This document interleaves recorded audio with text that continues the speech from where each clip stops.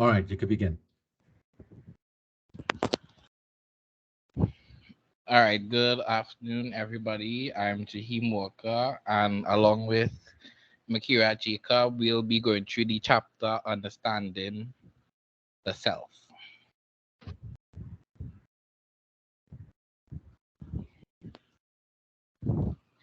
So, it is believed that leaders are created and not born. Every person has the capacity for leadership within us. It's just lying dormant, waiting for the opportunity to express itself. Whether whether it is opportunity where your boss was absent and the team in history and you come and step into the position, no cost that everybody have. Each semester is a group project. We all do, is a group project we all take part in, and sometimes we have lots of conflicts and somebody usually steps up to solve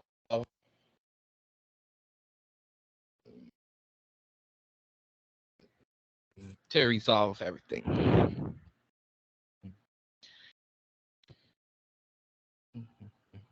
All right.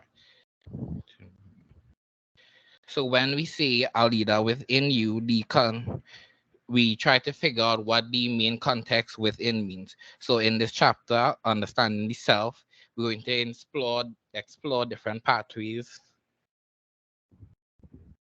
that influence our journey on becoming a leader.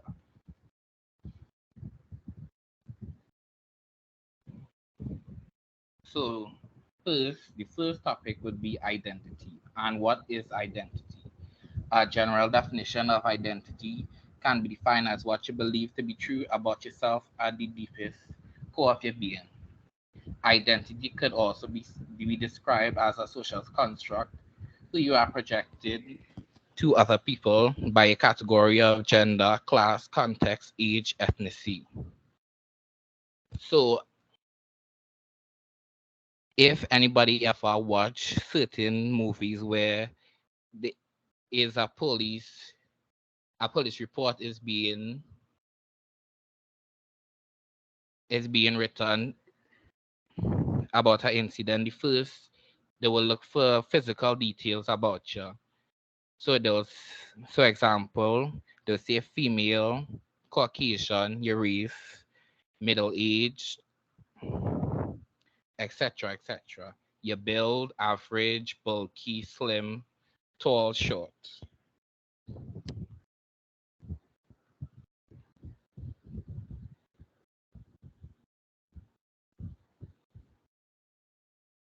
So when we focusing on identity, we could consider these questions. How do you believe or behave differently because of your gender? Gender is a wide construct, and in this day and age, we don't we don't really I would say we don't really be confined to female and male again. We have so much a wide spectrum of options. How does your sexual orientation influence your attitudes and behavior? How does your age influence your interests and views? How do specific abilities or disabilities shape your perception of skills? How your sense of spirituality shape your worldview? How important religion is in guiding your thinking? So with identity, it has so much factors that could influence, shape, or give form to the identity we show onto others. So we'll be going through a few of the factors today. So one of the first factor is your past. So growing up, each of us has been influenced by the experiences we went through from childhood to early teens, and we bring them into adulthood. And they are the strongest factors that influence our personality, and they're not impossible, but they would be very difficult to change because people that grow up a certain way have a certain mindset, and to show them other way to show them another direction, they will come off as stubborn.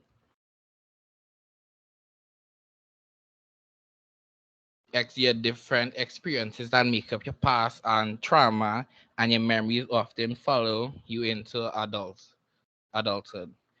So imagine if a good example of this is people who usually people who lives usually filled with traumatic, not traumatic, who usually filled with bad events, such as one day in your mother, uh, such as some not. Hold on.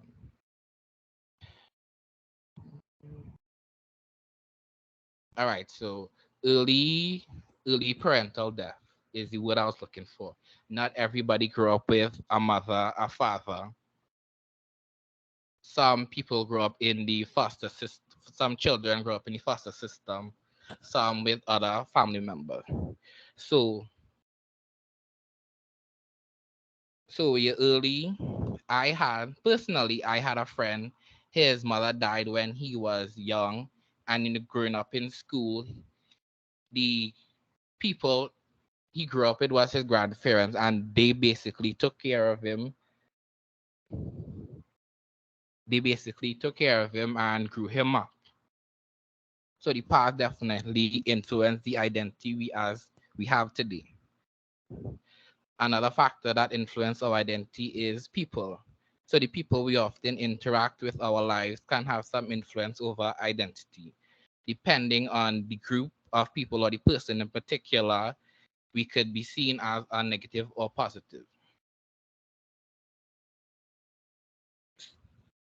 So in Trinidad, the parents always have this saying, show me your friends and I'll tell you who you are.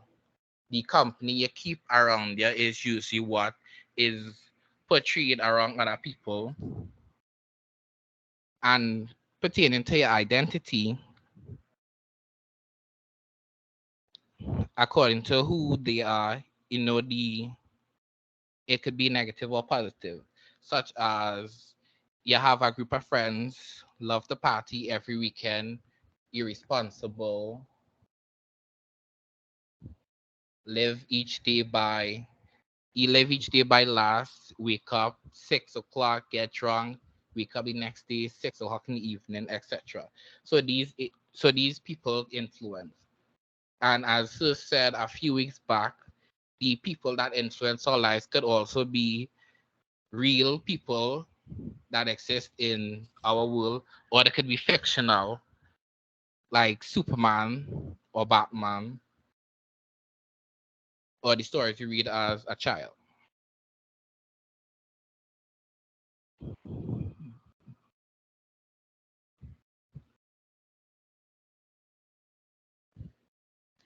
So another factor that influences your identity is your personality.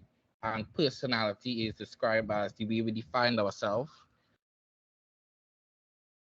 It is the way we express ourselves, how fun we are feeling, and the way we respond to which various situation. And this is usually who we are. So the personality test on the e-classroom could more tell us what kind of personality we have, and have 16 personalities present.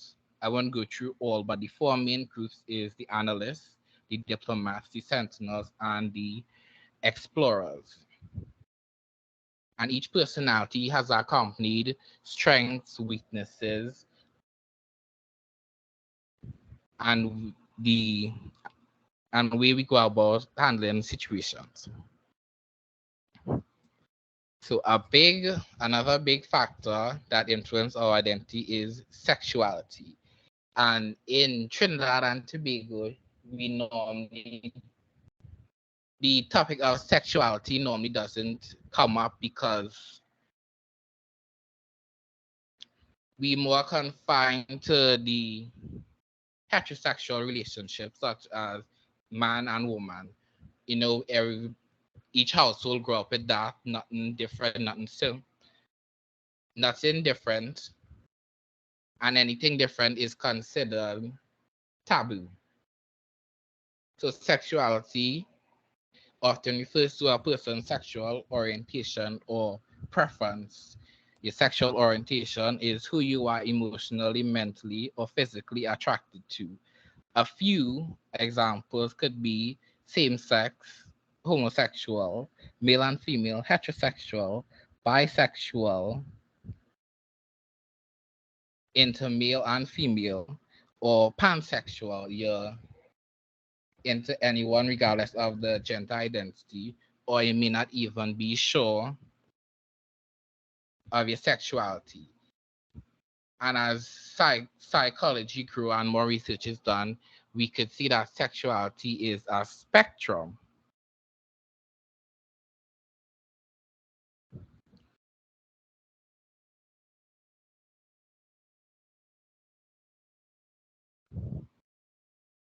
So the sexuality could play a very important role in your in your way of self and how you interact with people. Normally, homosexual people would feel very discouraged interacting with heterosexual men because there's always a stigma of the person trying to get with you, and you don't wanna. In plain terms, they would say they don't wanna bull a man thing around them.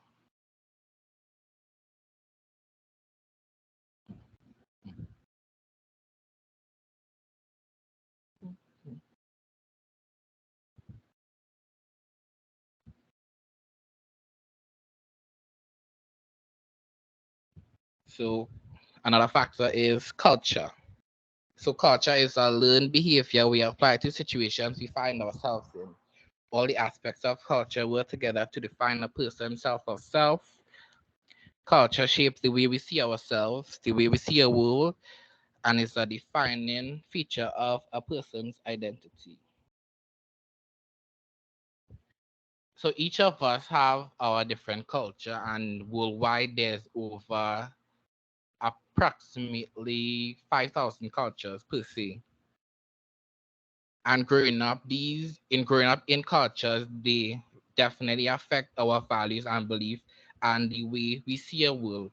For example, in Japanese culture, it have a certain hierarchy of the household.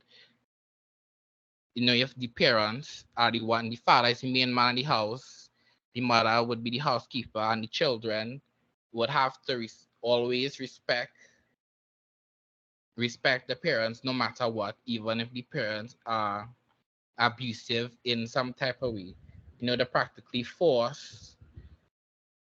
they'll practically instill that that that condition in children that they must always respect the elders.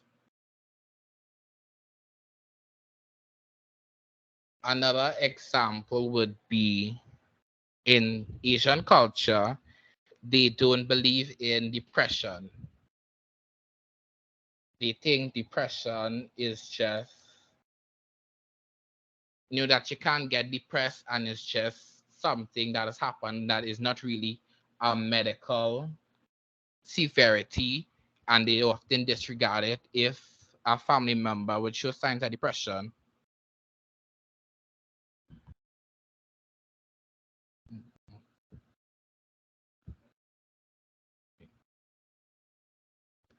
So culture also influences the way we perceive what is right and what is wrong.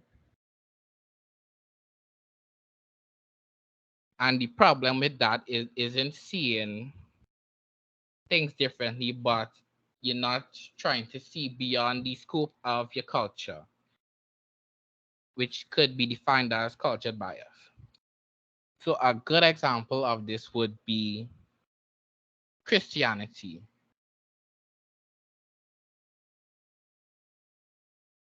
So most Christians would say that Halloween is the devil's holiday and they wouldn't celebrate it in any type of way because it pu- it includes ominous spirits and they believe that whoever engage in it take part in satanic rituals. So they wouldn't grow up the children in that kind of environment. But as a child, you're not seeing what they see, and you seeing children going out and dressing up, having a good time, and getting free sweets. And what child doesn't love free sweets? A more serious example would be slavery. So if slavery was a part of the experience, slaves may come out of this turbulent period of life with low self-esteem and collected trauma over the years that is carried into future generation. A good example of this is America, in which they often say we free as we was free from slavery, but we mind still imprisoned.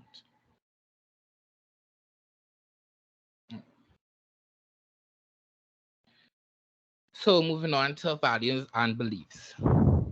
So like culture, values and beliefs, it's very hard to measure the, the degree of how it guides your actions. Is not something we could put into quantitative data. So in values and belief, each of us has preferences in how we construct our own value system.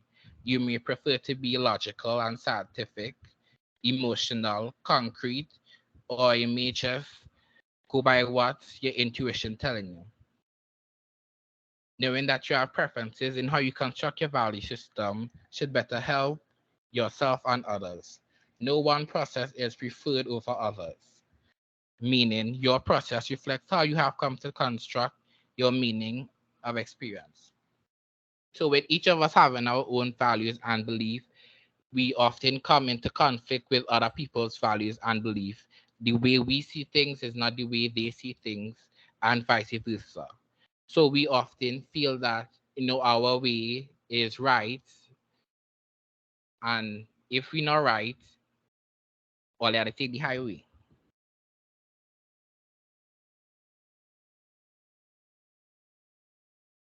And people who usually still good values and belief, the people around them usually notice these things and say, example, a situation come up.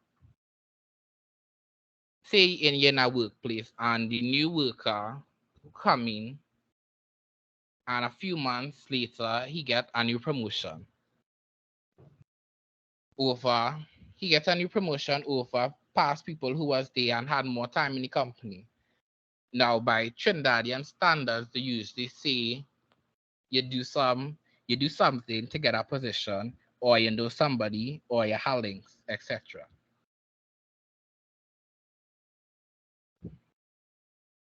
But people who would usually know this person know that he is very honest and fair. He's a hardworking person, and he instills these values and he displays these values and shows everybody around him. So they would defend him in the way that they would shut down these rumors, because they know the type of person, the hardworking person he is, and that he deserves this position.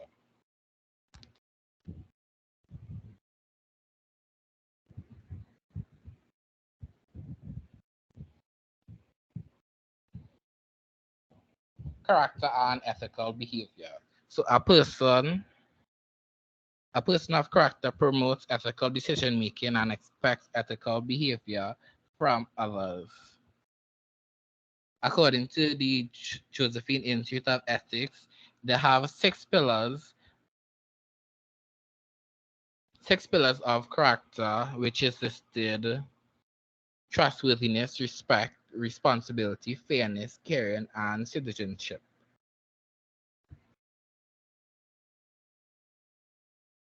So trustworthiness is far more than telling the truth. Being worthy of trust means being honest, demonstrating integrity, keeping promises, and being loyal. It means being known for standing up of your own convictions. Respect means that you treat others considerately, not that you admire or agree with their views or behaviors. Being respectful is commitment to treating others in ways that you do not demean or take advantage of them. Responsibility means accepting accountability for your own actions and being conscious of moral and ethic implementations of not deciding to act. Fairness is working towards an equitable outcome. Caring means awareness of being concerned for each person's well being.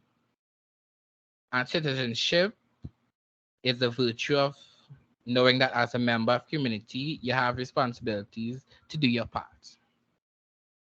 So a good example that would display these pillars of characters, it had a news report back in the day, not back in the day, a few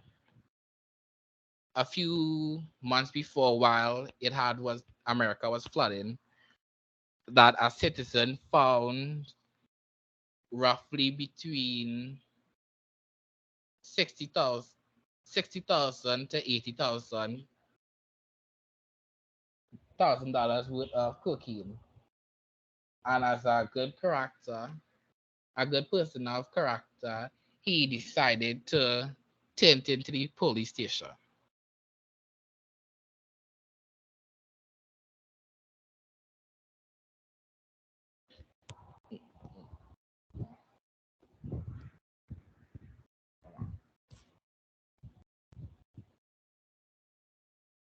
All right.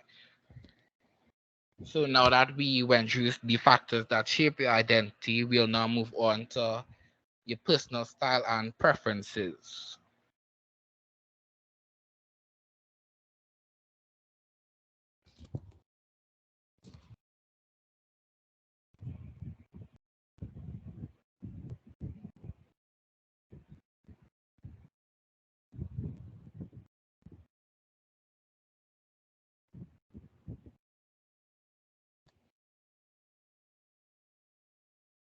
And I now pass the mic to Makira.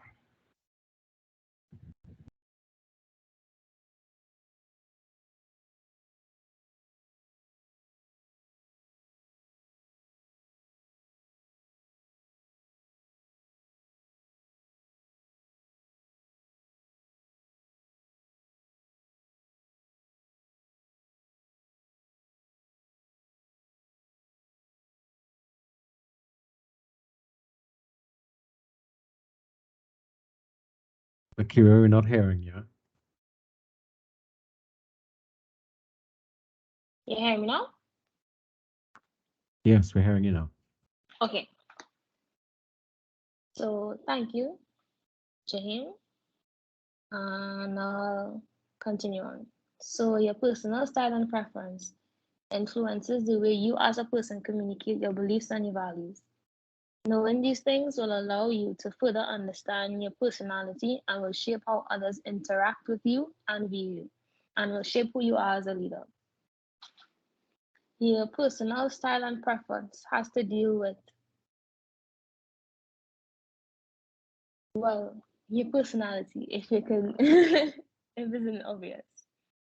It has to deal with things like the way you speak to people, how you interact, how often you interact, how often you don't interact, how you handle group situations, how you handle work situations, or everyday situations. Next slide, please.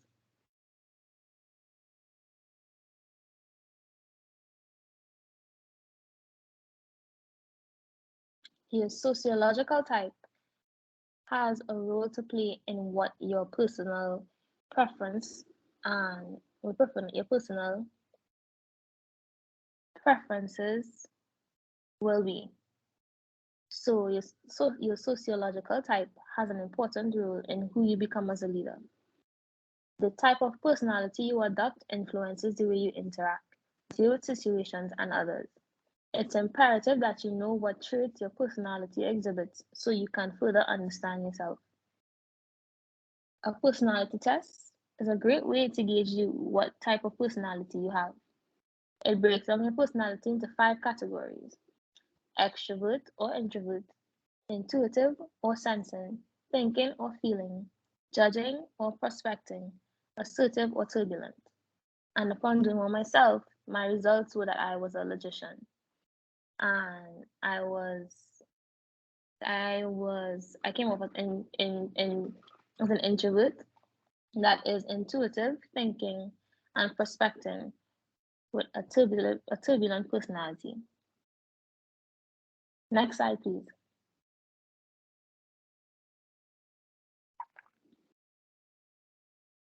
So, the approaches to learning breaks down your sociological type.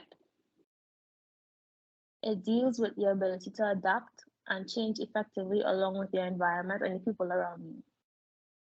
We as human beings change whether or not we want to. And your physical and your sociological, your psychological, sorry, I've been saying the wrong thing the entire time. Your psychological type gives insight to the way we approach learning and change. Extroverts find it easy to communicate outwardly, while introverts tend to interact only when necessary.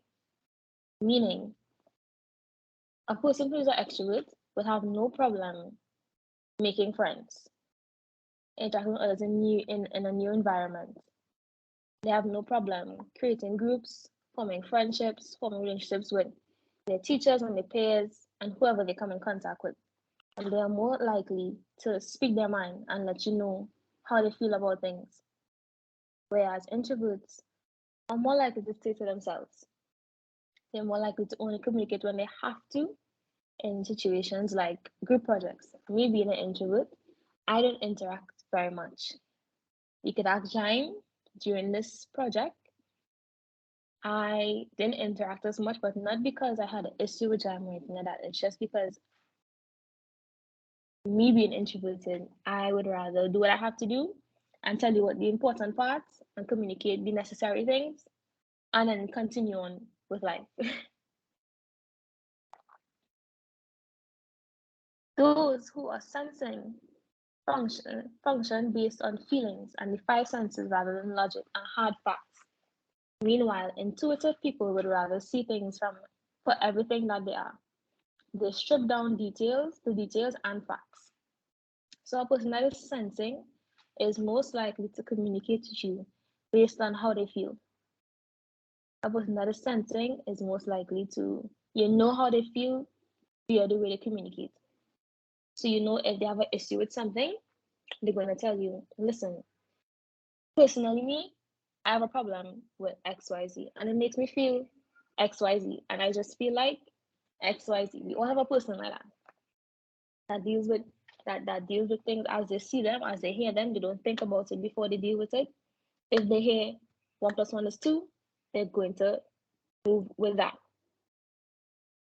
More intuitive people are here for hard facts.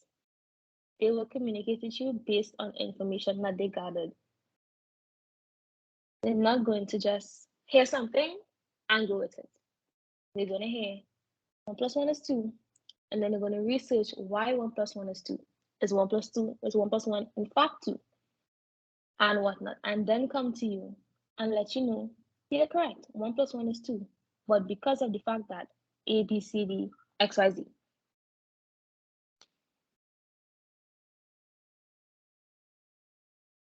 Thinking individuals are calculated, they're systematic, rational, and logistic. But feeling individuals consider others, relationships, and the importance of others' thoughts and opinions. So, a little more information. Thinking individuals are the people that, like I said, are calculated. They are most of the people that think before they speak. They're not going to just go off on a tangent or just talk willy-nilly. If they're going to communicate with you, they think about it before they do it.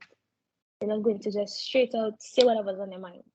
They think and they nitpick and they edit and they fine-tune everything that they are going to say, every bit of information they're going to give you before they give it to you. Whereas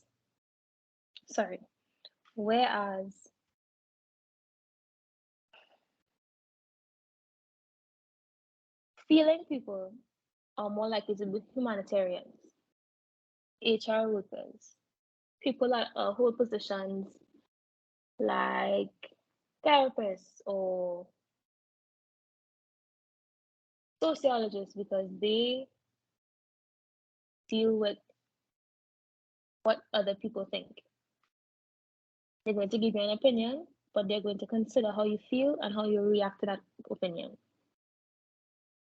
So instead of giving you hard, straight facts and giving it plain and simple, they're going to maybe sugarcoat or maybe find a better and more decent way of communicating something to you.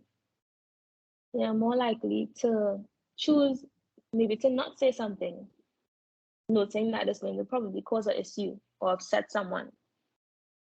And in workplace or school settings, people like that are most likely the ones to be the peacekeepers within groups because they cannot function in chaos.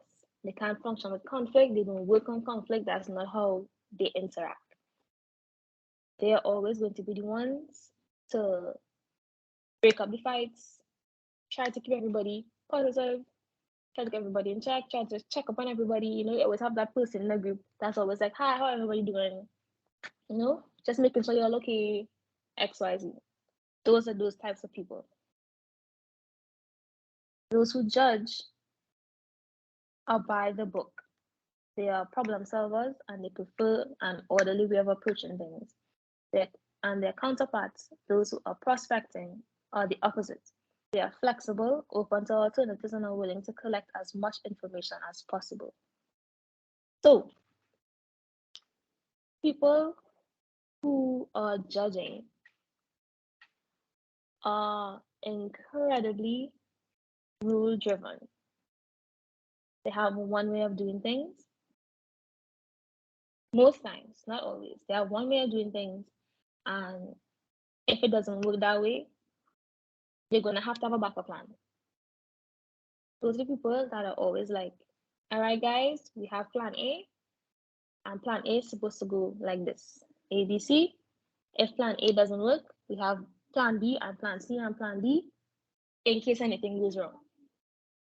Those are people in the groups that are most prepared, that are the most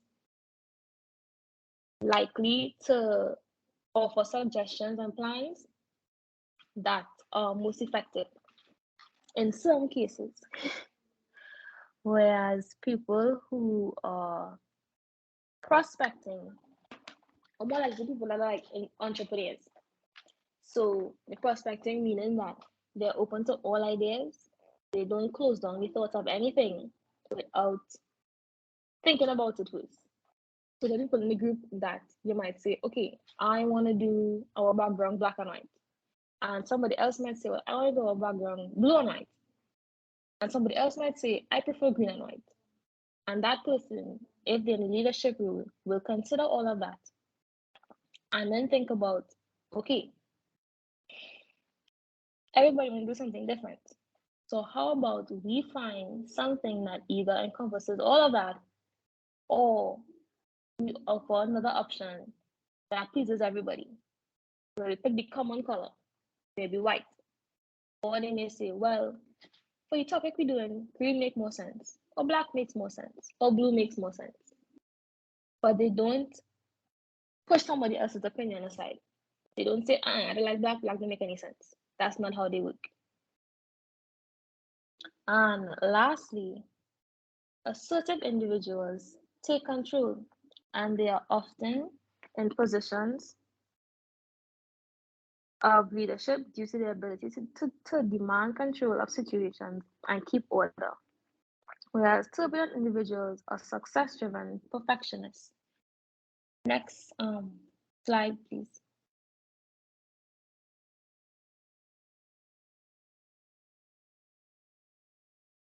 Right. Turbulent individuals are success-driven perfectionists that are always willing to improve on themselves and the work they put out. So An assertive individual, as we can all guess, is somebody that is not afraid of taking control or demand or taking charge of a situation. They are the people that you most likely hear breaking up conversations. I know everybody probably knows one. They probably have one in a group or somewhere that you've worked with before, or a boss or a family member that if there's conflict happening, they're always the person to say, you know what, everybody stop. Everybody relax. Here's what we're gonna do. They tend to always be the ones that come up with a plan that works for everybody. And if it doesn't, then that's just that. It's working, so it has to be done that way. They're the people that more times take control of group situations or become the leader of the friendship groups or the head of the group, or they're more likely to be in managerial positions or CEO positions because they are able to take control of a room, of a situation, of a group in a way that leaves no room for argument. Whereas turbulent individuals, yes, they are success driven and they are perfectionists, but that also leaves room for them to be, I would say, nitpicky or maybe hyper focused on a task. So the people that may write a paragraph and see one word spelled wrong and then rethink the entire paragraph. So the people that may finish an assignment, read it and say, you know what, I kind of don't like how this sounds. When I'm finished with it, I think I'm going to redo it. The people that can't make up their mind unless it's exactly the way they want it. If it's not that way, it's not going to work for them. They're going to have to redo and improve and fix and fix and fix and fix and fix. And sometimes that's to their detriment. Not always, because it's always good to have a perfectionist on your group, on your team, in your friend group, because as much as they can nitpick, sometimes that nitpicking, when paired with somebody who may be more assertive or who may be a humanitarian or who may be a little more extroverted, could be a big asset to you because they get to read the fine print. Whereas some others may not see the fine print. They always see the fine print. So you know that all your I's are dotted, your T's are checked, everything. Next slide, please.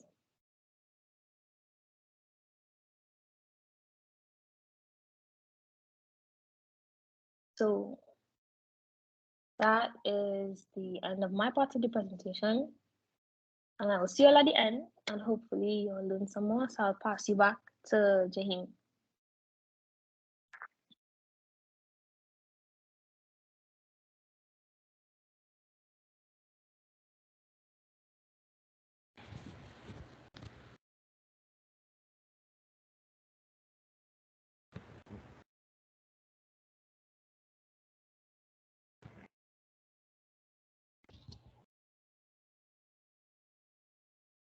All right, so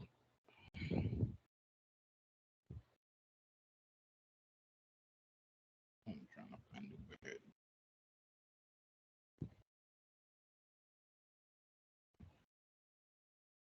So the other part of this would be developing yourself yourself as a leader. And under that category, we have esteem and confidence. So esteem and confidence is how you think and feel about yourself and the energy that fuels your motivation. Under esteem and under esteem and confidence, we have four subcategories: self-concept, self-esteem, self-awareness, and self-confidence.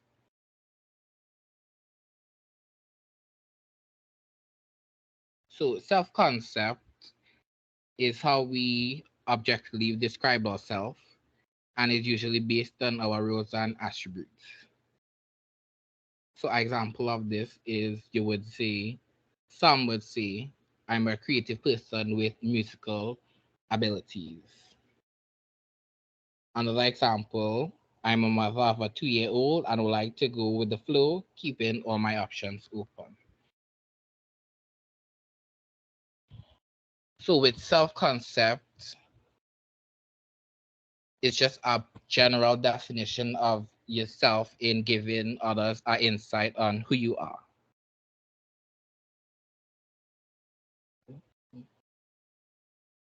So self-esteem is the subjective element of how you feel about yourself. Your self-esteem could be enhanced if you identify your strengths and weaknesses, which we'll later discuss further down, and that you are growing and progressing in areas you want to improve. So self-esteem could be high self-esteem or low self-esteem. And high self-esteem is a result of valuing your self-concept. And low self-esteem may mean you expect something better or different than you feel.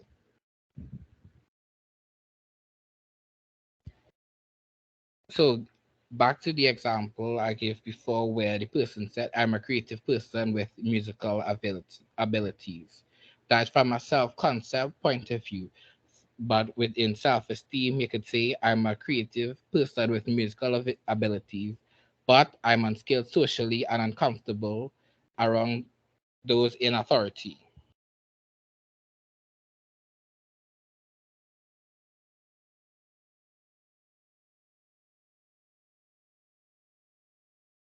Self-awareness is having an accurate conception of yourself, honoring your strengths and addressing your weaknesses are the essential first steps that will lead to your self-awareness turning into a higher self-esteem.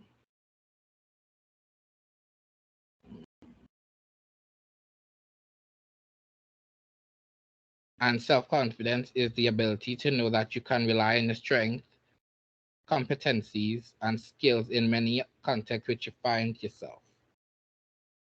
So we have some people who consistently do well in whatever they do. Jack of all trades is what we usually call them, but they're not really sure. They do good in everything they do, but them in them version, they wasn't sure that they could have done it.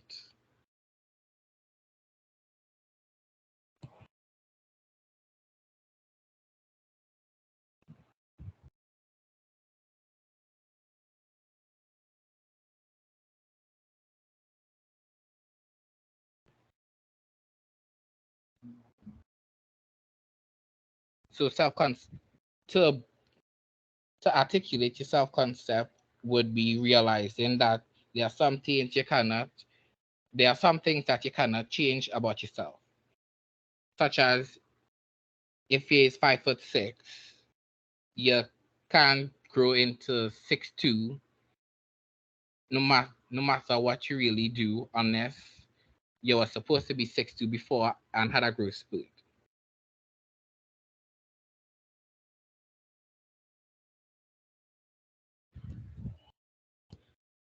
But a positive way could influence your self-concept is you could learn new skills and add to your knowledge base. Focus on the things you could change and not focus on the things that permanent or unchangeable. Some aspects of yourself negatively influence your esteem and your confidence, and you must differentiate between the things you could actually do something or change or do differently to lead to a higher concept, a higher level of your self-acceptance. So in the book, they give an example of Bette Midler. I'm not sure if everybody know who Bette Midler is. If you watch Hocus Pocus or Hocus Pocus 2, she was Winifred in the movie. So she gave a story of how when she was young, she didn't really belong or fit in as a child, and which usually would lead to kids bullying you, think you're weird or you're different. And as she grew up, these same things that everybody found so different and dislike about she when she reached into adulthood is what really made she career flourish. We now all these thing negative she thought about herself celebrated today. So if she could have go back and reflect that eventually things would get better and you'll be and you'll grow into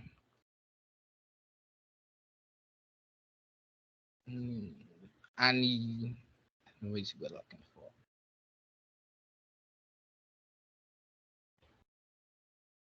And you would grow up and realize that these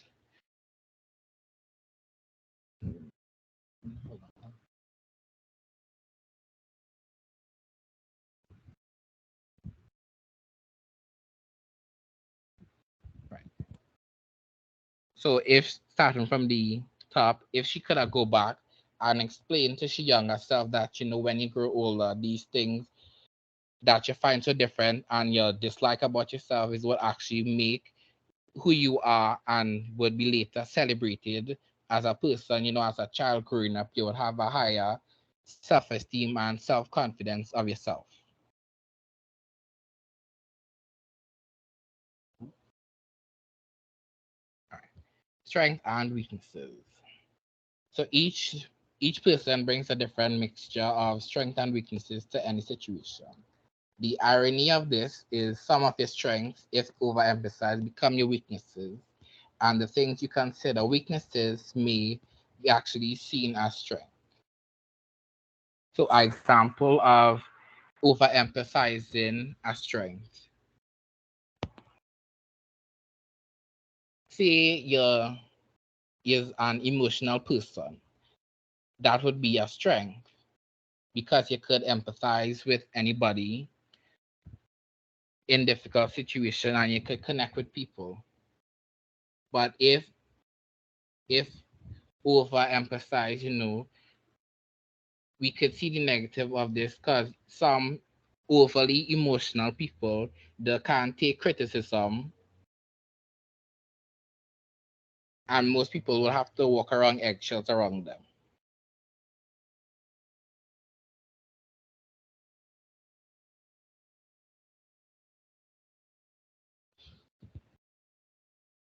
A good example in the workplace is, sometimes we may have a boss,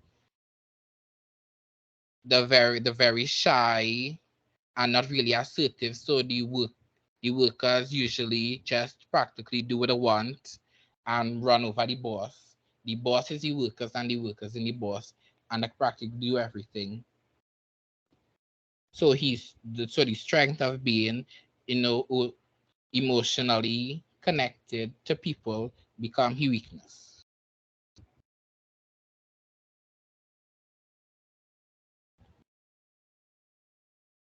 So strength and weaknesses is further divided into three other categories. So the first category is identifying your passion and your strength. So your clues to identifying your passion and strength are all around you.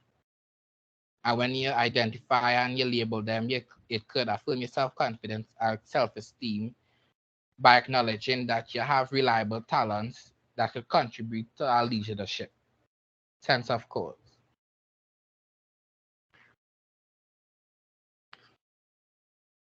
So these five steps are strategies that you could use to find the strengths within yourself. You'll listen to yourself when you have done something well, even if no one else noticed.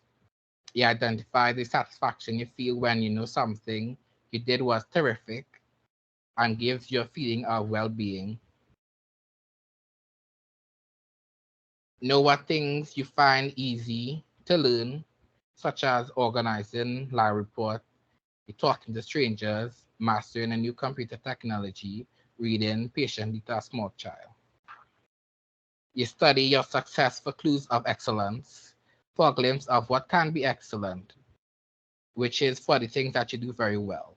whether it is giving a speech or helping someone feel very special. By examining whatever your success has been, you'll discover that you can do well. And lastly, think about your patterns of excellence. When you are able to sing every word of a song,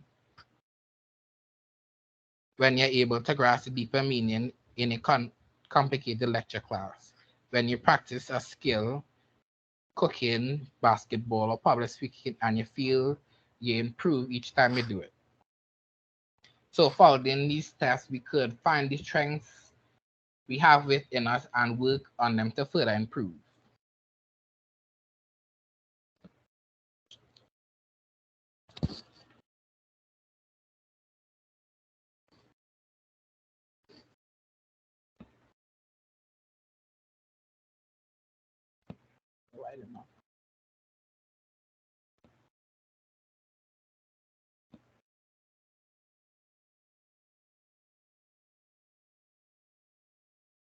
So developing your talent. So one of the greatest assets of a human being would be talent, and everyone has talent.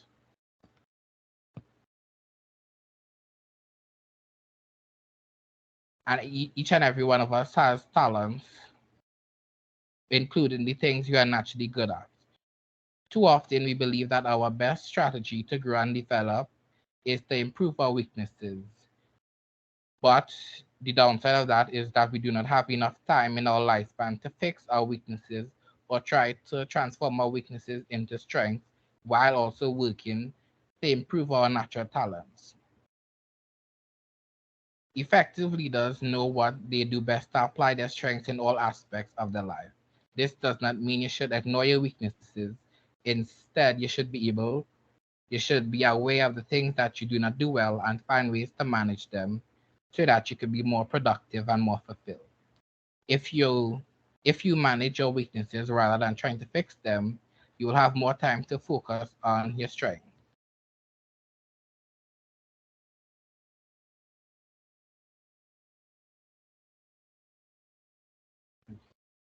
So a good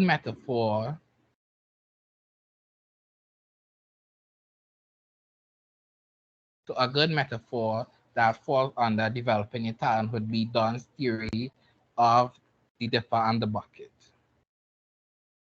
So basically, everybody has an invisible bucket that could get filled or empty on a regular basis by an invisible dipper. When your bucket get empty, you'll feel negative and let down. When your bucket is full, you'll feel positive. So the dipper is a powerful tool in leadership, allowing us to fill another's bucket by saying positive things and focusing on what the person is good at. You can also use the dipper to dip from someone's bucket, making that person feel diminished. Your own self is your own self, your own self, your own sense of esteem is enhanced when you use the dipper to fill someone else's bucket. When you fill your own bucket and others, you are affirming your own strength and other strengths and talents.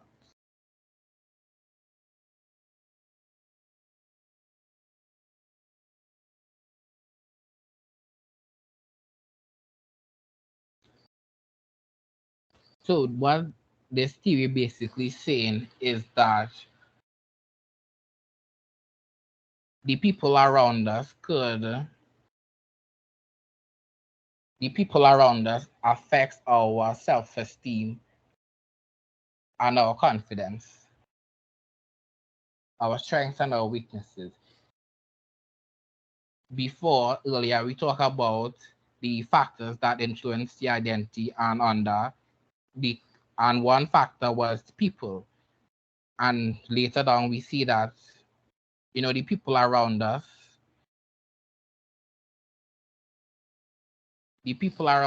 could boost what we think about ourselves. At work when you do a good job, you'll normally be rewarded with extra salary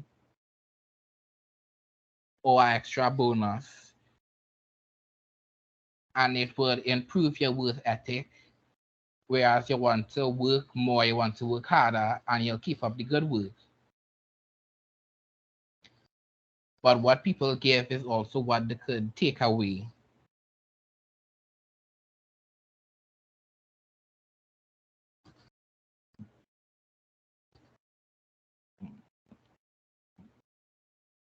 So last but not least is managing of weaknesses.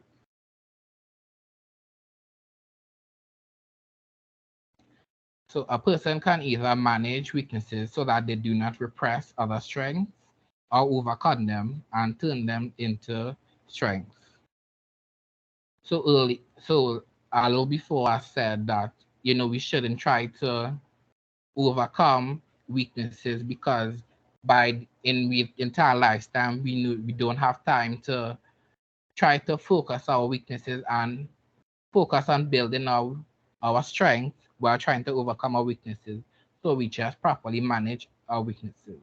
So the goal is to manage your weaknesses so your strengths could be freed to develop and become powerful enough that your weaknesses is irrelevant. A good example of this is actors. So everybody seeing movies and the way actors go about, they have good speech, good communication, good screen presence, but not all actors have weaknesses. So a few actors such as Tom Cruise, Orlando Bloom, Keanu Reeves, Whoopi Goldberg have dyslexia and they struggle to be quick readers and accurate spellers, but all learn to manage those weaknesses and found ways to prevent them from blocking their strength.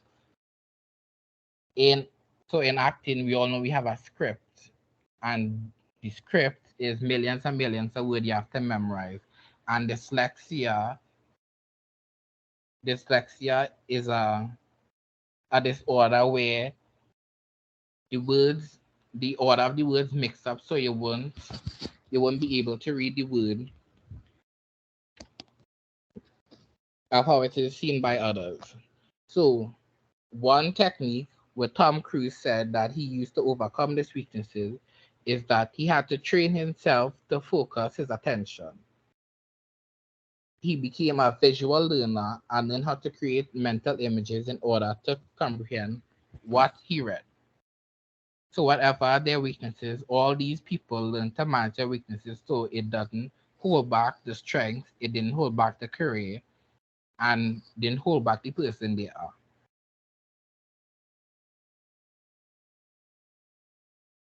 Some weaknesses may be problematic because they cause you to function poorly. And in these would be for these weaknesses, yet they have no way around it. You just have to go forward. A good example is you may not speak well in front of a group of people.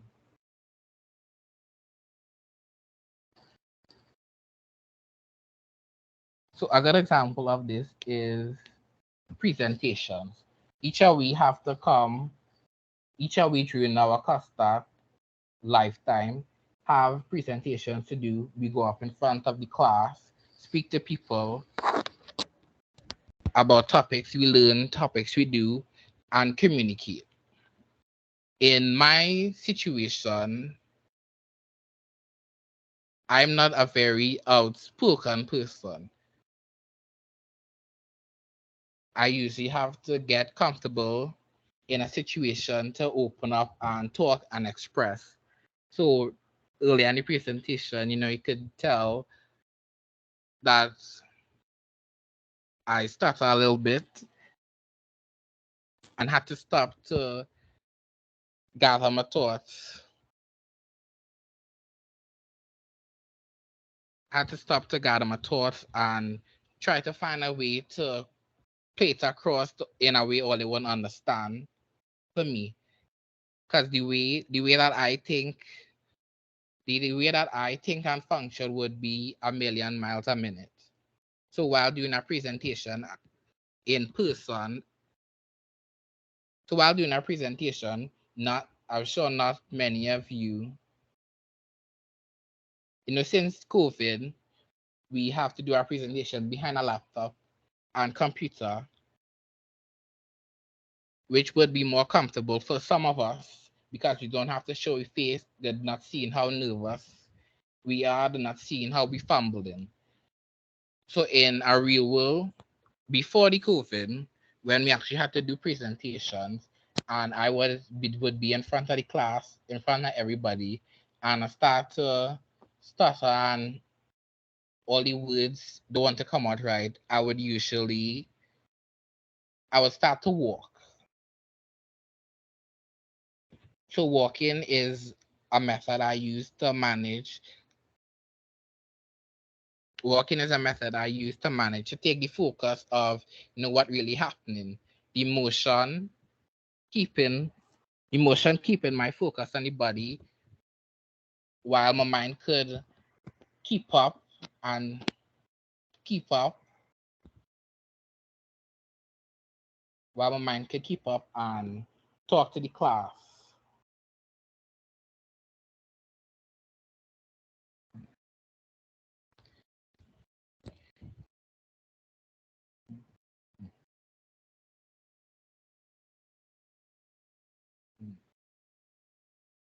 All right.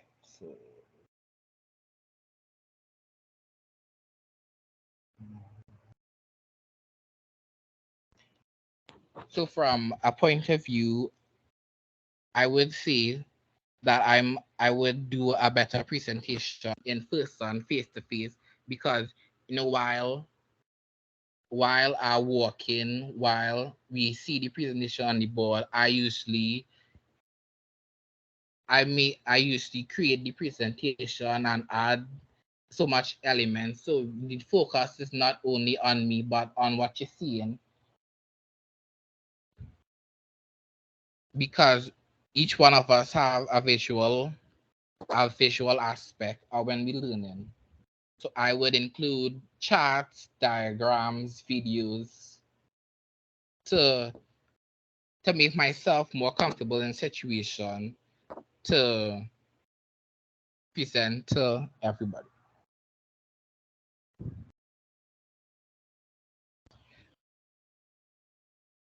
And that is how I basically used to manage my weakness of talking in front of people. Well, strangers, because normally I would say I'm a very good conversationalist. The words go back, the flow of the conversation go very smoothly back to forth. And when I have idea on top of my head, I could quickly find the words. But presenting material, you have so much information that you're trying to give at once that you don't know the order in which to give it, and you'll have your notes, but you're moving such a fast pace, you're not sure which points to give or which sounds better or how you should see it.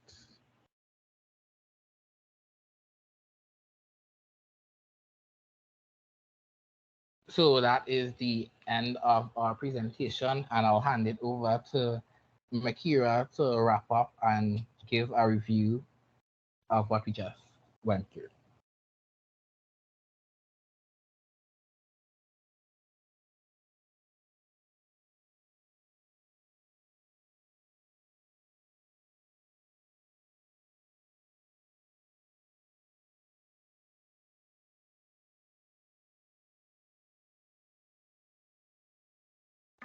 Well, guys, we are at the end of our presentation. Thank you guys for listening to us and taking the time to go through our presentation with us. If you have any questions, feel free to ask now. But hopefully, we explained everything well enough that you don't have questions. And just to close off, I'd like to say being your own teacher is an important thing because you know yourself the best. You know you the best. So if you're teaching yourself to become a leader, you have to stay on that grind. You have to be able to tell the people when they give you advice, I appreciate your advice, but I am a person that is XYZ, and that's what's going to help you within life, and I think within this course, to learn a lot more about yourself and who you are as a person and a leader. Again, thank you for listening to us, and thank you for giving us a chance to present. And thank you, Sue, for allowing us to present as well. And we hope you all enjoyed.